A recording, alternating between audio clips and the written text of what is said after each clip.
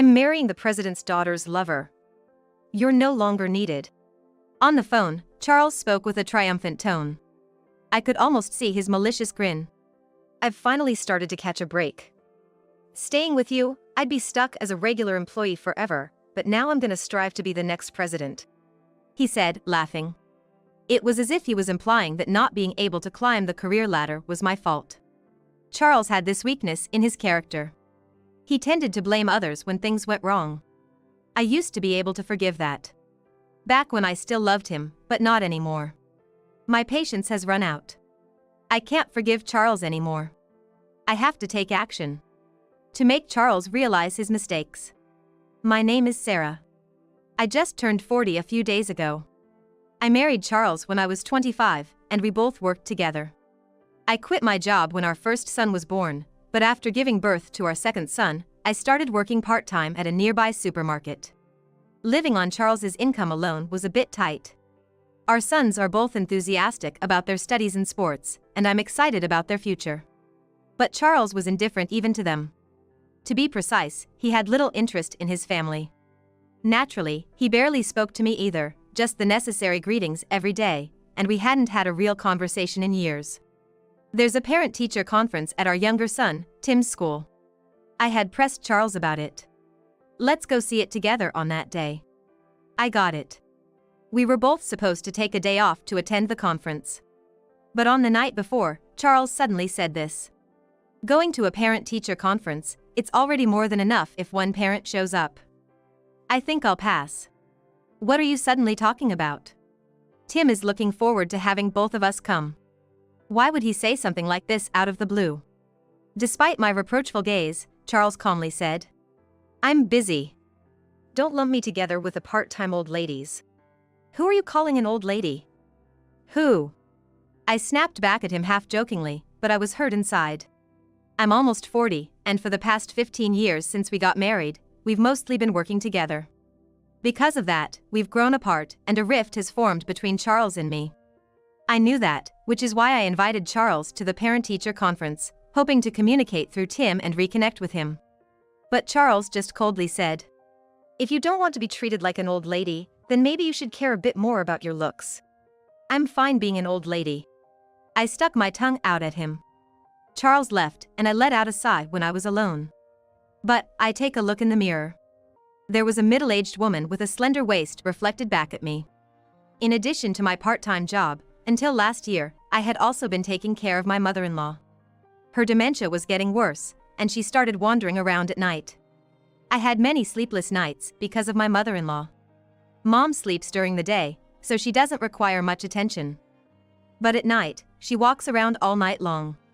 Being bedridden would be worse, right? Mom wants to get some exercise too. Charles fell back asleep without a care, even though he was talking about his own mother. I was the only one burdened with the hardship. As I aged, it became tougher to balance my part-time job and caregiving, so I had to put my mother-in-law in a nursing home, though it broke my heart. Please, come visit me from time to time, she said with a look of anxiety. I do bring my sons to visit her as much as possible. But Charles has never visited his grandmother. I also attended Tim's parent-teacher conference alone. Charles came home later than usual. I could tell he had been out drinking with his colleagues from the smell. My eldest son, Mark, was acting sneaky. Following his brother's lead, Tim also started behaving more distant towards me. Both of them are entering that difficult age. Despite thinking I shouldn't interfere too much, I couldn't help but worry. I decided to confront the two of them. Come on, tell me the truth. What are you guys hiding? Actually, Mark exchanged glances with Tim before finally giving in and speaking. Your birthday is coming up soon, right? So we decided to pool our allowances together and buy a cake. What? I was wide-eyed. I glanced at the calendar. Come to think of it, my birthday is just 3 days away. To be honest, turning 40 isn't something I'm particularly thrilled about. Yet, I found myself smiling, overjoyed by my son's feelings. On my birthday, true to their promise, the boys brought home a cake. Mom, we even tried to decorate the room for you, Mark said proudly. The decorations were clumsy, but the entire room was adorned with origami decorations. I was filled with happiness. Until Charles comes back. What the hell is this? As soon as he entered the room, Charles flew into a rage. I'm exhausted, you know. Can't I get some rest at home? What is all this? These ridiculous decorations. But today is Mom's birthday and a birthday at her age? Must be nice. With that, Charles tore off the decorations that were on the nearby wall and threw them in the trash. Clean this up right now. And bring me a beer. Hey! What do you think you're doing to these kids' feelings? I raised my voice. This was just too much. My heart ached as I watched my sons start to clean up, disheartened. What? Sure, I'm 40 and a grown woman, right? I'm not exactly at the age to be getting excited about birthdays. But I was happy to see my sons care. What if they were celebrating your birthday? I'd be disgusted just thinking about it. Charles twisted his face disdainfully for all to see. And after complaining about the slowness of the cleanup, he continued. I don't want you guys taking up my time. Just leave me alone. That's a terrible thing to say, I muttered, looking down. My sons were on the verge of tears as they cleaned up the decorations. That's when Charles noticed the cake on the table. I'll consider this a bonus for my hard work today. Mark and Tim were wide-eyed. In front of all of us, stunned, Charles grabbed the cake with his hands and shoved it into his mouth. Tim started crying. Mark was rubbing his back. His eyes were also filled with tears. What are you doing? You should go on a diet, you know. You shouldn't be eating this kind of stuff. Charles said, smirking. And just like that, Charles had ruined my birthday and the boys' efforts. For all his talk about work, Charles's income was far from high. In fact, there were no signs of promotion in sight, and he was rumored among his colleagues to be incompetent at work. When he was drunk, the complaints would come out. Kate would really listen to me at times like this, Charles said, holding a can of beer in his hand. I was taken aback. Who is Kate? Listening carefully, it seemed that Charles was quite close to a woman named Kate, a junior at his company, who was fond of him. He rambled on about how wonderful Kate was, fueled by the alcohol. Unlike you, she's pretty, honest, and cute. How far have you gone with her? I wish I could marry Kate. Then I could leave this damn house. Charles twisted his face bitterly. I was at a loss for words. Even though he was drunk, I never thought he would confess his desire to cheat right to my face. The next day, Charles looked guilty. He seemed to vaguely remember praising Kate to the skies while he was drunk. I'm heading out. Have a good time with Kate, I said. Charles glared at me in silence and went off to work. At this point, I was convinced of Charles's affair. But even so, I found it hard to take the final step to divorce. What would the boys think? I suddenly recalled the ruined birthday party. Since then, the boys had kept their distance from Charles. He was originally indifferent to family, so there was a distance between him and his sons. However, due to this recent incident, his sons completely closed off their hearts. Yet, Charles is still their father. I wondered, is it really okay to cut ties with him that easily? I was troubled. Then, I realized that my worries were in vain. On my way home after my part-time job, I received a call from Charles. He got straight to the point. I'm marrying a mistress, who is the daughter of a company president. I don't need you anymore. I couldn't comprehend the situation for a moment. My thoughts were frozen. How sudden and absurd is that? But Charles continued to speak as if this was an undeniable fact. I've finally struck it lucky. If I stayed with you, I would remain a regular employee forever, but now I'm gonna work hard as the next company president. Kate is the boss's daughter? I was surprised again. It was clear that Charles was having an affair with Kate. But I never imagined that Kate was a woman of such high status. To put it bluntly, Charles is average in both income and looks, and he's approaching middle age. I thought he was out of his league with the daughter of a boss. Kate? Well, yeah. You've been obsessed with Kate lately, haven't you? Yeah, I guess so. There was Kate, wasn't there? Charles spoke in a strange way, as if implying he had other mistresses. Anyway, please break up with me, Sarah. Okay. Goodbye, then. I was astounded at how easily I agreed to the breakup. It's not that I was letting Charles have his way. Quite the opposite, I couldn't forgive him. As a first step, I decided to distance myself from him. I knew my sons would understand. When Charles came home with the divorce papers, I signed my name without hesitation. He tried to push the custody of our sons onto me, which I had anticipated, so I wasn't surprised. When I explained the situation to my sons, they responded with figures. Dad never really cared about us, did he? Don't get desperate. I'm here for you, I assured them. That's our line. Mark said, looking out for me. Mom, don't be sad about the divorce. Mark and I are here for you. That's right, Mom. Thank you, both of you. I was moved to tears by my son's words. A month had passed since the divorce from Charles. My life hadn't changed much. I sent my sons to school, took care of household chores, and worked my part-time job. Then, on my way home from work, Charles called me again. He was in a complete panic. Help me! It's Kate! What happened with Kate? I asked leisurely. Mark's making curry for dinner and waiting for me at home today. I can't wait and am really looking forward to it.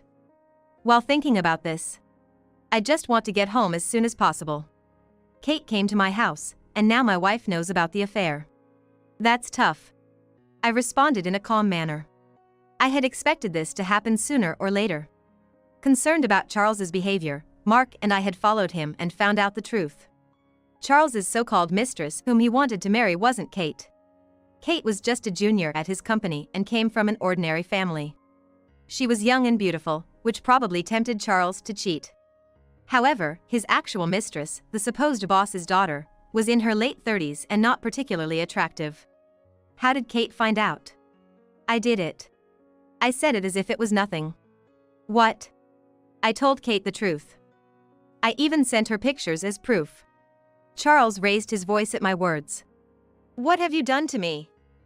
Thanks to you, my wife is furious and I've been kicked out of the house. I've even lost my job. It's because you deceived that president's daughter, isn't it? That's why this is happening. Charles was speaking as if he was the victim, but he was actually at the center of the problem. I sighed. How many years have you been deceiving Kate and your current wife? Shut up, it's none of your business. Well, it's true now, since we're divorced, I said with a bitter smile. But you were cheating on me while we were married, weren't you? What do you think of me and our sons? Just a nuisance. Marrying you was a mistake.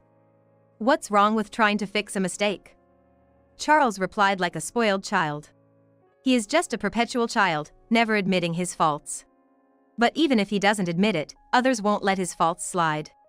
I've lost my job and home, and I don't even know if I'll be able to find another job. My wife talked to her dad, the president, and it seems he's pressured other companies not to hire me. And this is my problem how? I said to Charles, who was speaking so seriously. He was dumbfounded. Besides, I'm not your wife anymore. Let's each take care of our own issues. With that, I hung up the phone. There were several more calls, but I didn't answer. Instead, I got a call from Kate. Charles came to my house. He said he wanted to start over. That's really? I said, utterly astounded. I'm sure Kate on the other end of the phone had a similar expression. Of course, I turned him down and told him never to come back. That's the right decision. I nodded in agreement. After venting her frustration about Charles, Kate's voice softened. I didn't know that Charles was married. I know.